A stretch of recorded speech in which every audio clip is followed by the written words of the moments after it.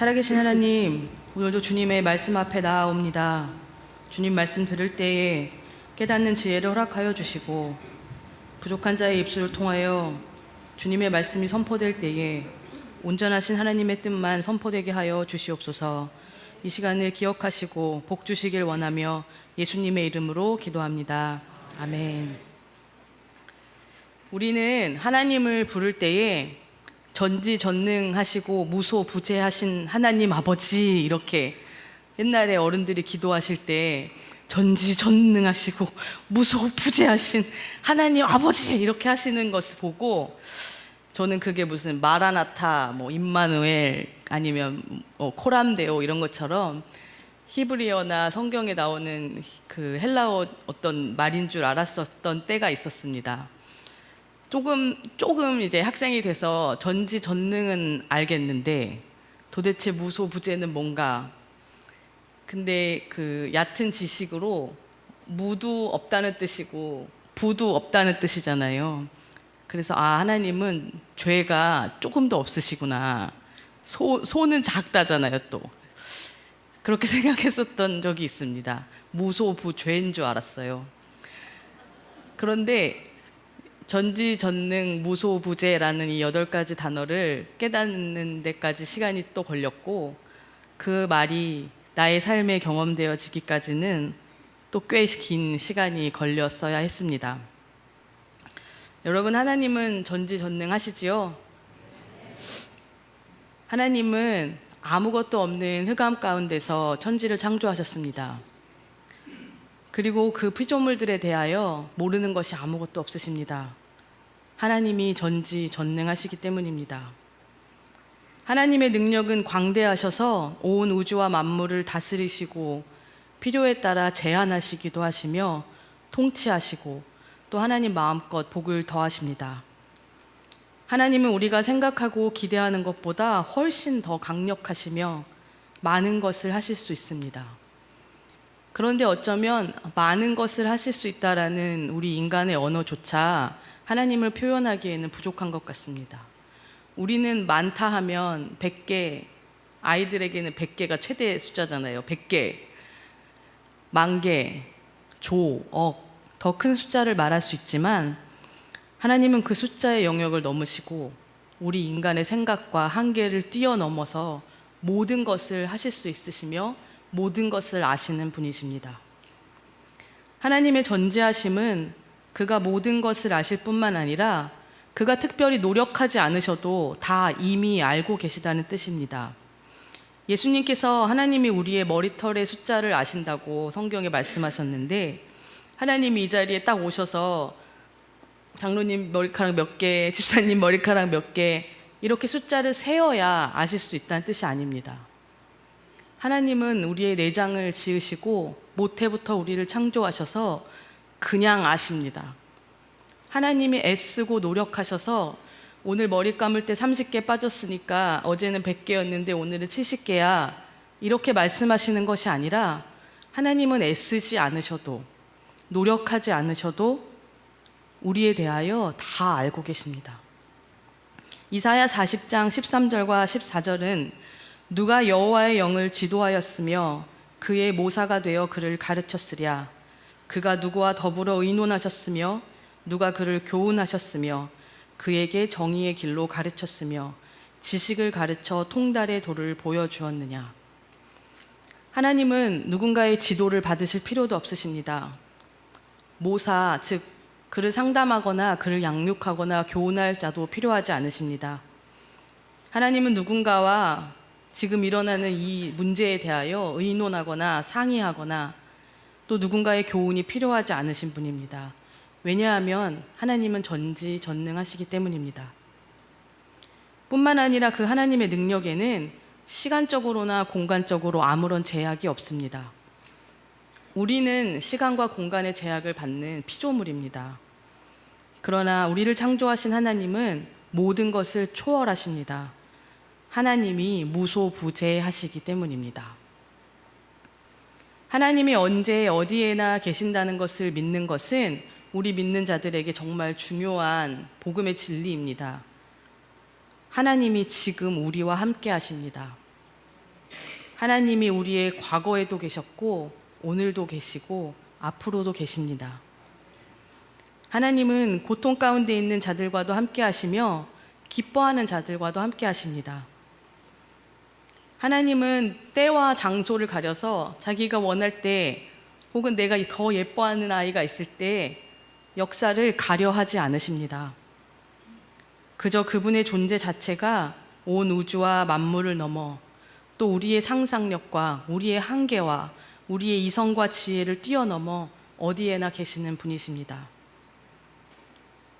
2000년 전 예수님이 오셨을 때에도 4000년, 5000년 전 아브라함과 그 이전의 노아와 천지를 창조하시고 그 천지 창조 이전에도 하나님은 계셨습니다.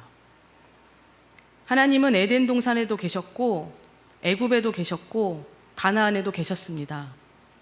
한국에도 계시고 미국에도 계시며 파라과이, 중국, IT에도 계십니다. 노예로 살던 이스라엘 백성들과도 함께 하셨습니다. 비록 그들이 하나님을 바라보지 못하였지만 하나님은 거기 계셨습니다. 모세와 여호수아에게도 하나님은 내가 너와 함께 있어 버리지 아니하고 떠나지 아니하실 것이라고 약속하셨습니다. 모세에게도 약속하셨고 모세가 죽은 뒤에 여호수아에게도 같은 약속을 주셨습니다. 광야 40년 동안에도 하나님은 그들과 함께 계셨고 이스라엘이 말 안 듣고 하나님을 마음을 아프게 할 때에도 하나님은 그들과 함께 계셨습니다. 이 땅에 인간의 몸으로 입고 오신 예수님의 또 다른 이름은 임마누엘입니다. 하나님께서 우리와 함께 하신다는 뜻입니다. 예수님이 십자가에 달려 돌아가시고 부활하시고 승천하실 때에 제자들에게 가서 모든 백성에게 제자를 삼아라 하신 후에 내가 끝날까지 너희와 함께 있으리라 약속하셨습니다. 아담과 하와가 에덴 동산에서 하나님이 창조하신 모든 것들을 누리며 기뻐할 때에도 하나님은 그곳에 계셨습니다. 선악과를 따먹고 두려워 하나님의 눈을 피해 숨었을 때에도 하나님은 다 알고 계셨고 거기에 계셨습니다. 이것이 우리가 고백하는 전지전능하시고 무소부재하신 하나님이십니다. 오늘 함께 읽은 시편 139편은 이 같은 하나님의 기이하심과 놀라운 역사에 대하여 노래합니다. 다윗이 이 시를 지을 때에 성경에 여러분 성경책에 보시면 다윗의 시, 인도자를 따라 부르는 노래 이렇게 제목이 달려있는 것처럼 이 시는 예배하는 이들을 위하여 만든 곡입니다. 우리가 하나님을 예배할 때에 어떻게 찬양해야 하는지, 누구를 예배해야 하는지, 어떤 하나님을 우리가 예배하며 노래하며 그분께 영광을 올려드려야 하는지를 우리에게 알려줍니다. 다윗은 먼저 하나님의 전지하심을 찬양합니다. 하나님이 아신다라는 말을 1절에서 4절까지 5번 말합니다. 한번 세어보시겠어요? 여호와여, 주께서 나를 살펴보셨으므로 나를 아시나이다. 주께서 내가 앉고 일어섬을 아시고 멀리서도 나의 생각을 밝히 아시오며 나의 모든 길과 내가 눕는 것을 살펴보셨으므로 나의 모든 행위를 익히 아시오니 여호와여, 내 혀의 말을 알지 못하시는 것이 하나도 없으시니이다. 하나님은 우리의 구석구석 아주 작은 부분까지 샅샅이 다 알고 계십니다. 그가 우리를 살피시는 분이기 때문입니다. 채고라는 광부가 보석을 발견하기 위하여 땅을 파며 보석이 있는 곳을 샅샅이 찾아내는 것처럼 정탐꾼이 군대를 정찰하듯이 하나님께서는 우리를 꼼꼼히 살피고 계십니다. 하나님께서 우리를 살피시는 것은 어머니들이 그 아이를 돌보는 것과 같습니다. 아이가 처음 태어나면 부모님들은 정말로 그 아이의 머리털까지 셀 기세로 그 아이를 하루 종일 쳐다보며 기뻐합니다. 아이의 눈썹의 각도가 어떻고 콧대가 높은지 낮은지 속눈썹이 얼마나 긴지 그 아이의 변 색깔의 희위가 교차합니다. 아이가 갑자기 얼굴을 꿈틀꿈틀하면서 얼굴이 빨개지기 시작했다. 그러면 기저귀를 갈아줄 때가 된 겁니다. 아이가 입맛을 다시기 시작했다. 그럼 밥 줄 때가 된 겁니다. 아이의 울음소리만 들어도 부모님들은 그 아이가 배가 고픈지, 자리가 불편한지, 더운지, 기저귀를 갈아줘야 하는지 알 수 있습니다. 갓 태어난 아기는, 죄송합니다, 저희 아이만 그랬을 수 있지만 못생겼어요. 쪼글쪼글하잖아요. 태지도 막 붙어가지고 그렇게 예쁘지 않아요. 그런데 우리는 그 아이를 바라볼 때 내가 할 수 있는 가장 큰 사랑의 눈으로 그 아이를 바라봅니다. 하나님께서 우리를 바라보시고 살피실 때에 그 사랑의 눈으로 우리를 바라보십니다. 우리의 머리털은 물론이요, 우리의 앉음과 일어섬과 눕는 것과 모든 행위를 아십니다. 우리의 생각도 밝히 아시는데 내 혀의 말이 채 입 밖으로 나오기 전에 하나님께서 내가 무슨 말을 할지 알고 계십니다. 그분이 우리의 부모 되시기 때문입니다. 그분이 우리를 지으셨기 때문입니다. 그 하나님께서 우리를 아심이 우리에게는 은혜입니다. 그러나 우리는 종종 하나님의 전지하심을 두렵고 귀찮은 것으로 생각할 때가 있습니다. 저희 아이가 이제 11살이 되었는데 저를 귀찮아하기 시작했습니다. 사춘기의 아이들이 부모의 간섭을 필요 없는 것처럼 좀 말은 하지 못하지만 부모님들의 간섭이 싫어지기 시작하는 것처럼 하나님의 그 전지하심 때문에 우리가 하나님과 거리를 두려 할 때가 있습니다. 왜냐하면 하나님께 우리의 연약함과 악함이 드러날까 봐 두렵기 때문입니다. 우리는 하나님께 가까이 다가가지 못하고 점점 거리를 둡니다. 사실 하나님과의 관계가 깊어질수록 우리의 어둠이 밝혀지는 것은 당연합니다. 그분은 거룩하시고 그분은 빛이신데 우리의 거룩하지 않음과 우리의 악함이 하나님께 다가갈 수 없는 장애가 되기 때문입니다. 또 우리는 하나님과 깊이 교제할수록 뭔가 나의 것을 포기해야만 할 것 같습니다. 수예배도 나와야 될 것 같고 새벽 기도도 와야 될 것 같고 성경책도 안 읽었는데 좀 읽어야 할 것 같고, 또한 우리는 우리를 지으신 하나님의 그 전지하심이 나를 위해서만 사용되길 원합니다.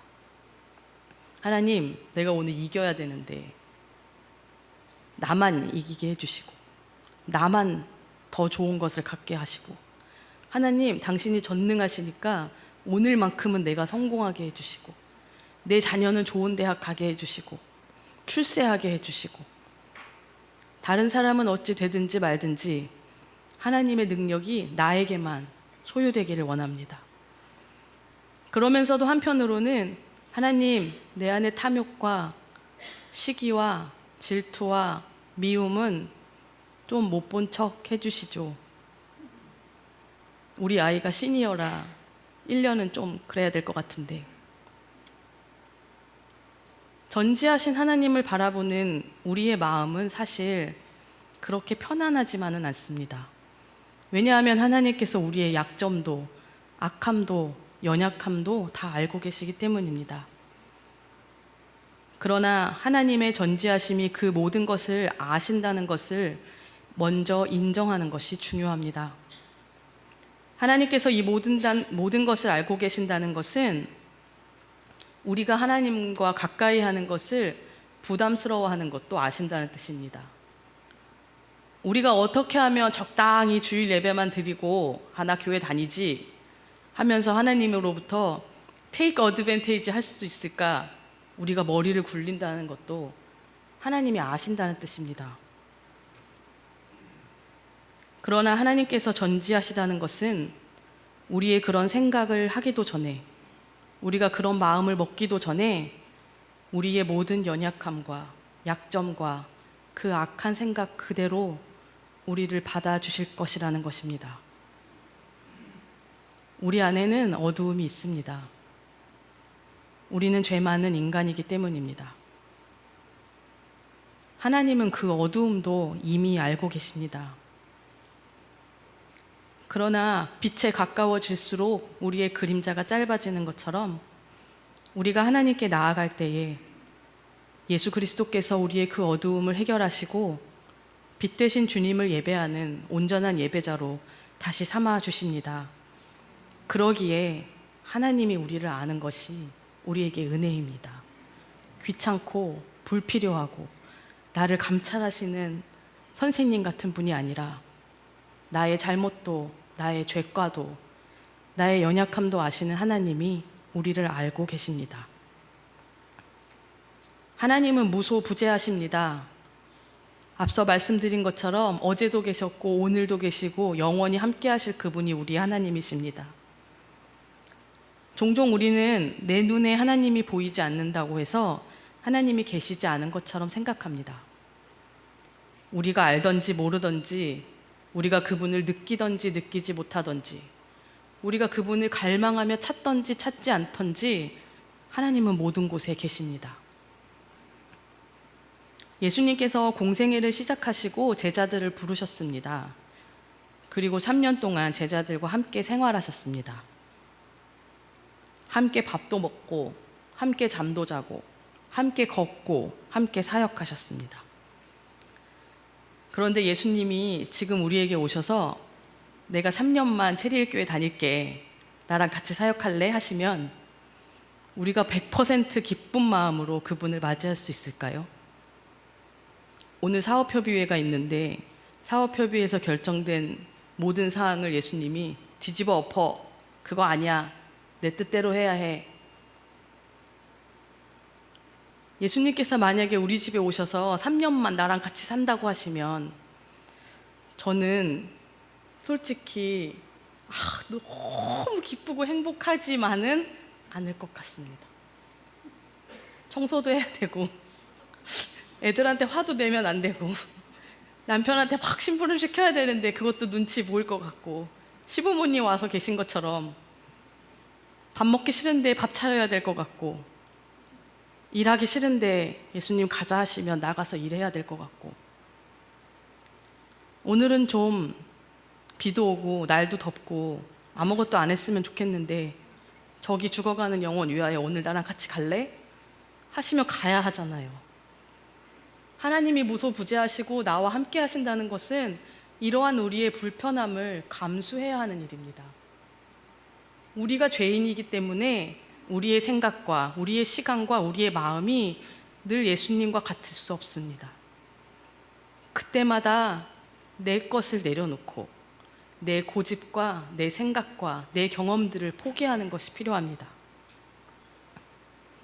그러나 예수님께서 이 땅에 오실 때에 임마누엘로 오셨습니다. 우리는 찬양하며 주님 내 안에, 내가 주 안에 있다 고백합니다.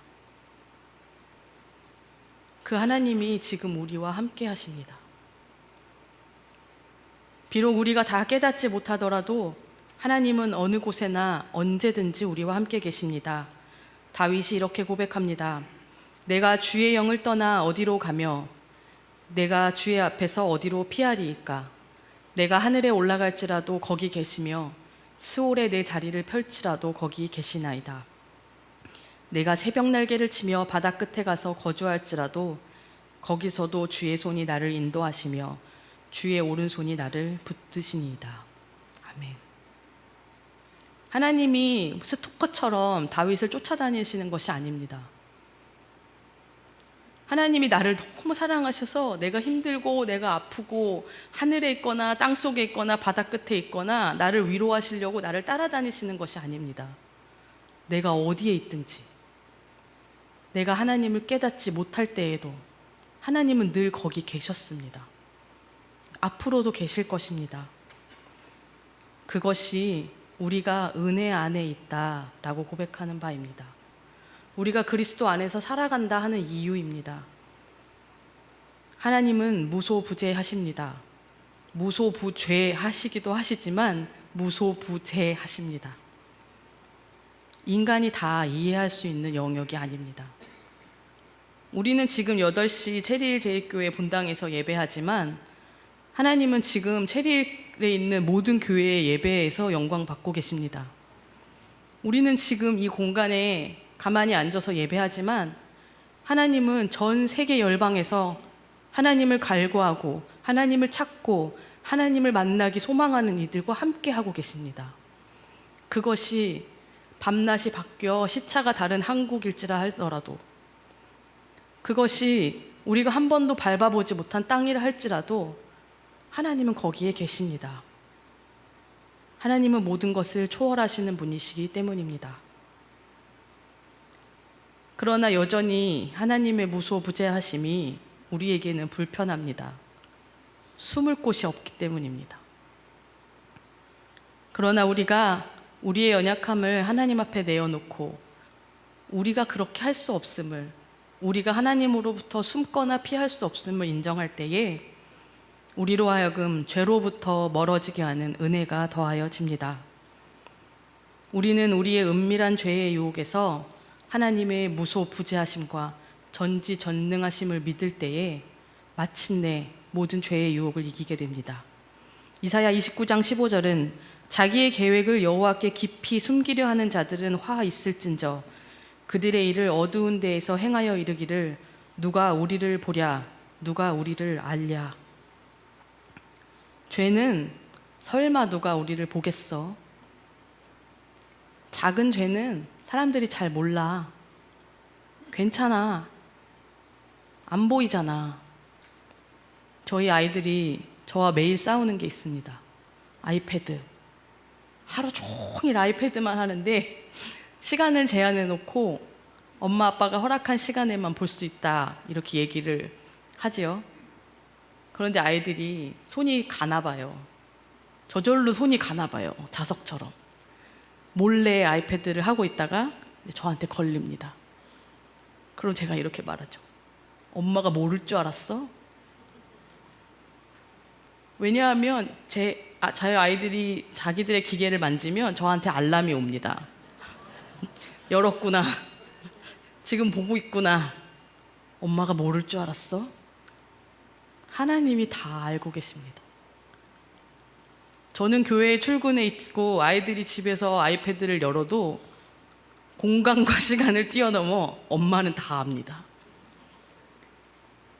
하나님이 편재하시는 역사가 꼭 우리에게 이렇게 잘못하지 마라, 잘못하지 마라 굴레를 채우는 것만은 아닙니다. 하나님의 편재하심은 우리가 하나님을 찾을 때 우리가 언제든 어디에서든 하나님을 만날 수 있다는 뜻이기도 합니다.